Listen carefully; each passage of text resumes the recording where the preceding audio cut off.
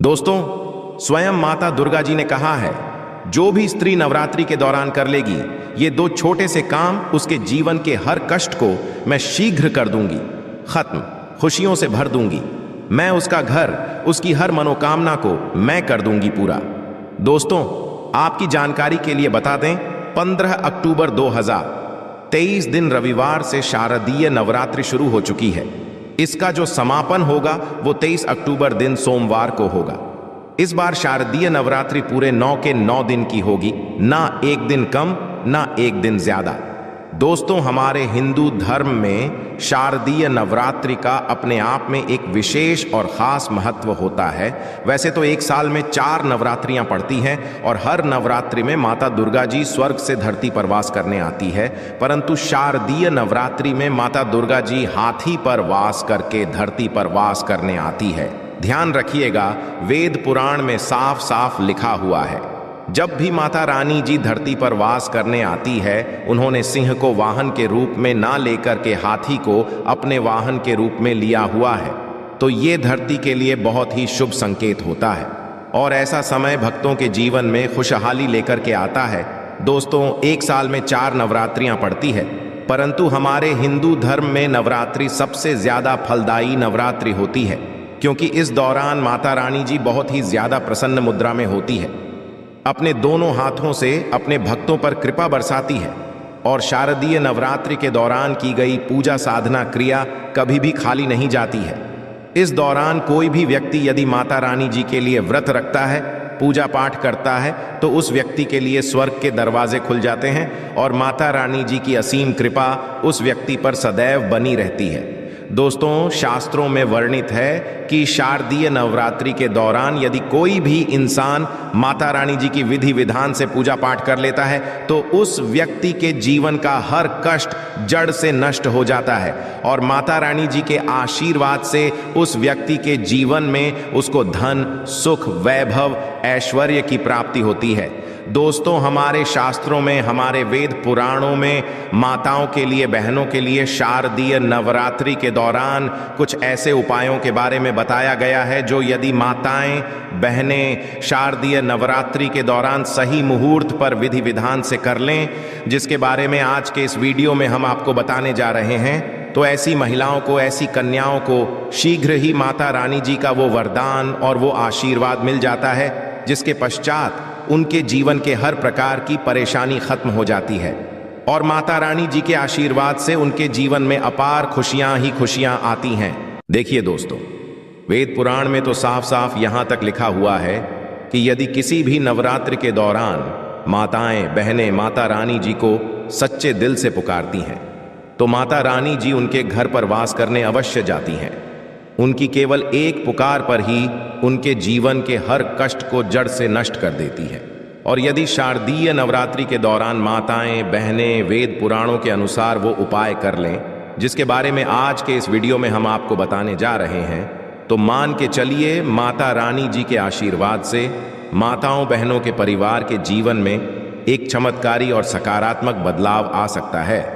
दोस्तों, चाहे आप पुरुष हैं, चाहे महिला हैं, आज के इस वीडियो को बहुत ध्यान से लास्ट तक, अंत तक बिना भगाए देखिएगा, क्योंकि आज के इस वीडियो में हम जानकारी आपको वेद पुराणों के अनुसार देने जा रहे हैं। और यदि आपने इस जानकारी को प्राप्त करके नवरात्रि के दौरान 2-4 मिनट का समय निकाल करके उन उपायों में से एक भी उपाय कर लिया, जिसके बारे में आज के इस वीडियो में हम आपको बताने आ रहे हैं, जिसके बारे में हमारे वेद पुराणों में, शास्त्रों में लिखा हुआ है, तो आप अपने जीवन की कितनी ही बड़ी समस्या में फंसे हों, कितने ही बड़े दुख का सामना कर हो और कितने ही बड़ा कष्ट आपके जीवन में हो, माता रानी जी के आशीर्वाद से आपके जीवन की हर प्रकार की दुविधा से आपको अवश्य मुक्ति मिल जाएगी।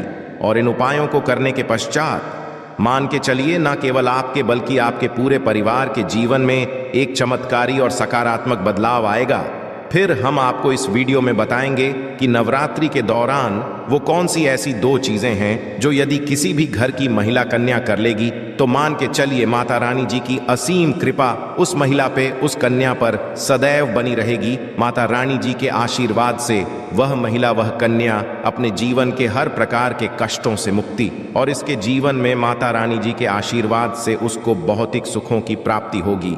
इसीलिए इस वीडियो को लास्ट तक, अंत तक न केवल अपने लिए बल्कि अपने पूरे परिवार के भले के लिए देखिएगा।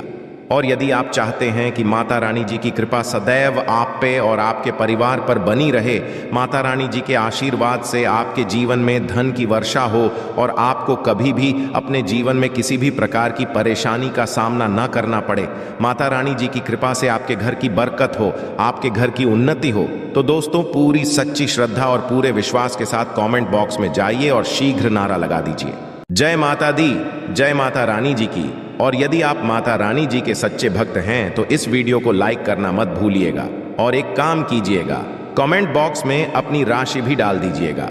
आपकी राशि के अनुसार कोई भी ऐसा उपाय होगा जो शारदीय नवरात्रि के दौरान आप करके लाभ पा सकते हैं, वो आके हम आपके कमेंट के रिप्लाई में बता देंगे। परंतु आपसे हाथ जोड़ करके निवेदन था, वीडियो लाइक करना मत भूलिएगा। तो यदि आप महिला हैं, यदि आप कन्या हैं, तो कुछ ऐसी गलतियां हैं जो वेद पुराणों के अनुसार आपको शारदीय नवरात्रि के दौरान भूल कर भी नहीं करना चाहिए, वरना माता रानी जी आपसे रुष्ट हो जाएंगी और कभी भी आपके घर पर वास करने नहीं आएंगी। तो वो कौन सी गलतियां हैं जो आपको शारदीय नवरात्रि के दौरान नहीं करनी चाहिए? तो सबसे पहले तो आप इस बात का ध्यान रखिएगा, यदि आप अपने घर पर कलश स्थापना करने जा रही हैं, यदि आप अपने घर पर माता रानी जी के लिए अखंड ज्योति जलाने जा रही हैं, या आप माता रानी जी के लिए चौकी लगाने जा रही हैं, तो इस बात का ध्यान रखिएगा, कभी भी माता रानी जी की अखंड ज्योति को बुझने मत दीजिएगा। दूसरा, यदि आप कलश स्थापना करने जा रही हैं तो जटा वाले नारियल का प्रयोग कीजिएगा जिसमें पानी होता है। तीसरा, आपको इस बात का ध्यान रखिएगा, जो आप माता रानी जी के लिए चौकी लगाने जा रही हैं, वो चौकी कभी भी छोड़ करके मत जाइएगा। देखिए, चौकी यदि आपने घर पर लगाया है तो चौकी को कोई भी खाली कभी मत छोड़िएगा, ये बहुत ही ज्यादा अशुभ बताया गया है, इससे माता रानी जी रुष्ट हो जाती है। दूसरा, आपको इस बात का ध्यान रखना होगा कि यदि आप माता रानी जी की चौकी घर पर लगाने जा रही हैं तो केवल लाल कपड़े पर ही लगाइएगा। बहुत से लोग गलती क्या कर बैठते हैं, वो माता रानी जी की चौकी लगाते हैं, पूजा पाठ करते हैं, परंतु चौकी पर पेपर लगा देते हैं, पेपर रख करके चौकी लगा देते हैं। ये हमारे वेद पुराणों में बहुत ही अशुभ बताया गया है। यदि आप पेपर रख करके माता रानी जी के लिए चौकी लगा रहे हैं तो इससे माता रानी जी आपसे रुष्ट हो सकती और कभी भी आपके घर पर वो वास करने नहीं आएंगी। हाँ, माता रानी जी की चौकी यदि आप लगा रही हैं तो लाल कपड़े पर लगाइए, इस बात का ध्यान रखिएगा। ऐसे लाल कपड़े का प्रयोग कीजिएगा जो पहले कभी भी प्रयोग ना हुआ हो। तीसरा, इस बात का आप लोगों को ध्यान रखना होगा, जब भी आप माता रानी जी की पूजा पाठ करने जा रही हैं, माता रानी जी की आपने चौकी लगाई है तो वहां पर कभी भी काले कपड़े का प्रयोग मत कीजिएगा, या माता रानी जी की पूजा पाठ करते वक्त काले कपड़े का धारण मत कीजिएगा। यह बहुत ही ज्यादा अशुभ बताया गया है, इससे माता रानी जी शीघ्र ही रुष्ट हो जाती है। देखिए, इस बात का आपको ध्यान रखना होगा कि आपने इस नवरात्रि के दौरान 9 के 9 दिन का व्रत रखा हुआ है, तो 9 के 9 दिन में आप लोगों को माता रानी जी के 9 अलग अलग स्वरूपों को, अलग अलग प्रकार के फल को अर्पित करना होगा। माता रानी जी के 9 अलग अलग स्वरूपों को आपको अलग अलग प्रकार के फूल अर्पित करना होगा, क्योंकि माता रानी जी की 9 अलग अलग स्वरूपों की पूजा पाठ की जाती है इस नवरात्रि के दौरान। और हाँ, यदि आपने 9 दिन का व्रत रखा है तो पेट भर कुछ भी मत खाइएगा, क्योंकि जिस व्रत में तपस्या ना हो, संघर्ष ना हो, वो व्रत कभी भी फल पलट करके नहीं देता है। आप यदि इन बातों का ध्यान, तो माता रानी जी की कृपा आपको अवश्य मिलेगी। नवरात्रि के पूरे 9 के 9 दिन में घर में किसी भी व्यक्ति को ना नाखून काटने दीजिएगा, नाखून काटने वाली मशीन का प्रयोग करने दीजिएगा, ये बहुत ही ज्यादा अशुभ बताया गया है। इसी प्रकार से आप लोगों को इस बात का ध्यान रखना होगा कि माता रानी जी की पूजा में किसी भी तरीके के चमड़े की चीज का प्रयोग मत कीजिएगा। देखिए, होता क्या है, बहुत सी माताएं बहनें नवरात्रि का जो व्रत रखती हैं वो माता रानी जी के मंदिर जाती हैं, चौकियों पर जाती हैं। तो आप लोग इस बात का ध्यान रखिएगा, कृपया करके आप लोग कभी भी माता रानी जी के पंडाल पर जा रही हैं तो आप किसी भी चमड़े वाली चीज का प्रयोग मत कीजिएगा, जैसे पर्स हो गया, बेल्ट हो गई, चप्पलें हो गई, चमड़े वाली चीजों से आप लोगों को दूर रहना होगा। इस बात का आप लोगों को विशेष करके ध्यान रखना होगा और आप लोगों को इस बात का ध्यान रखना होगा कि यदि आप नवरात्रि के 9 दिन का व्रत रख रही हैं तो कृपया करके दोपहर में सोइएगा नहीं। नवरात्रि के 9 दिन कभी भी दोपहर में सोया नहीं जाता है। यदि आपने व्रत रखा है तो ये कुछ ऐसी बातें हैं जिनका यदि आप लोग विशेष करके ध्यान रखेंगी तो आपके जीवन में आपको किसी भी प्रकार की परेशानी का सामना नहीं करना पड़ेगा और माता रानी जी की आपको कृपा भी मिलेगी। आपके व्रत का पलट करके आपको करोड़ों गुना लाभ मिलेगा। अब वो कहां से है जो आप व्रत के दौरान यदि करेंगी तो माता रानी जी का आपको आशीर्वाद मिलेगा। तो सबसे पहले आपको इस बात का ध्यान रखना होगा कि यदि आप माता रानी जी के लिए 9 दिन का व्रत रखने जा रही हैं तो आपको लाल कपड़े पहन करके माता रानी जी की पूजा करनी होगी। देखिए, माता रानी जी को लाल रंग बहुत ही प्रिय है। यदि लाल रंग का प्रयोग करते हुए आप माता रानी जी की पूजा पाठ करेंगी तो आपकी पूजा सिद्ध भी हो जाएगी और आपका पूजा का पलट करके आपको करोड़ों गुना लाभ मिलेगा।